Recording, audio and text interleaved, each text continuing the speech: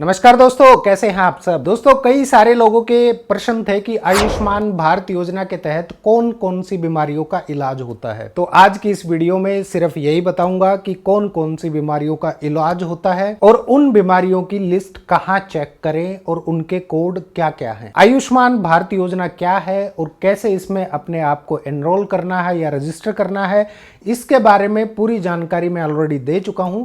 अगर नहीं देखा है तो नीचे डिस्क्रिप्शन में मैं वीडियो का लिंक डाल दूंगा, आप जाकर वीडियो देख लीजिए और जान लीजिए कि आप इस योजना के पात्र बन सकते हैं या नहीं बन सकते। दोस्तों, आयुष्मान भारत योजना के जरिए देश के प्रत्येक गरीब परिवार को सरकार की तरफ से 5 लाख रुपए तक का निःशुल्क इलाज उपलब्ध करवाया जा रहा है और यह सुविधा तकरीबन सभी सरकारी और कुछ अथॉराइज्ड या अधिकृत प्राइवेट हॉस्पिटल्स में अवेलेबल है। गरीबों के अलावा अब ESIS यानी कर्मचारी राज्य बीमा निगम के सदस्य और सेंट्रल आर्म्ड पुलिस फोर्सेज या केंद्रीय सशस्त्र सुरक्षा बलों के जवानों और उनके परिवार के लोगों को भी अब इस योजना के तहत मुफ्त इलाज दिया जा रहा है। आयुष्मान भारत योजना के तहत कुल 1578 प्रकार की बीमारियों का इलाज होता है।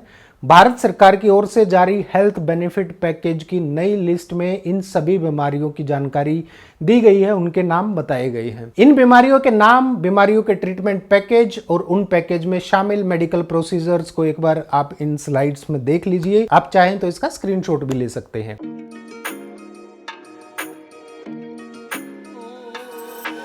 अब बात आती है कि आयुष्मान भारत योजना के तहत कौन कौन से ऐसे खर्च हैं जिनको इलाज के खर्च के तौर पर शामिल किया जाएगा। आपकी जानकारी के लिए बता दूं कि इस योजना के तहत दवाओं पर हुआ खर्च, जांच पर हुआ खर्च, परामर्श या कंसल्टेशन पर हुआ खर्च, बीमारी के इलाज या प्रोसीजर पर हुआ खर्च, नर्सिंग होम में ठहरने का खर्च और खाने पीने का खर्च इसमें शामिल है। इसके साथ ही हर बीमारी के इलाज के लिए मैक्सिमम पेमेंट की लिमिट तय की गई है।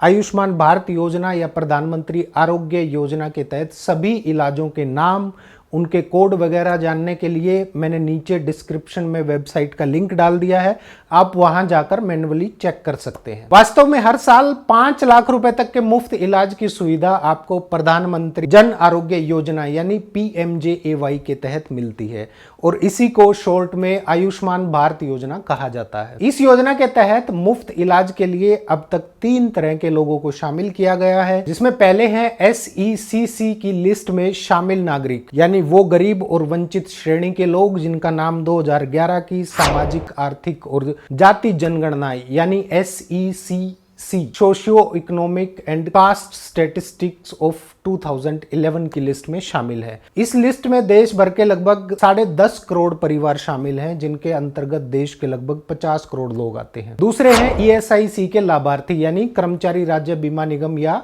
एम्प्लॉय स्टेट इंश्योरेंस कॉर्पोरेशन के तहत इलाज का लाभ पाने वाले राज्य कर्मचारी भी आयुष्मान भारत योजना के तहत अधिकृत अस्पतालों में अपना इलाज पा सकते हैं। आपकी जानकारी के लिए बता दूं कि इन दोनों योजनाओं का विलय कर दिया गया है। इससे देश के 113 जिलों के लगभग 1.5 करोड़ लाभार्थी कैशलेस इलाज का लाभ ले सकते हैं। इसके बाद तीसरे प्रकार के लोग हैं CAPF सुरक्षाकर्मी।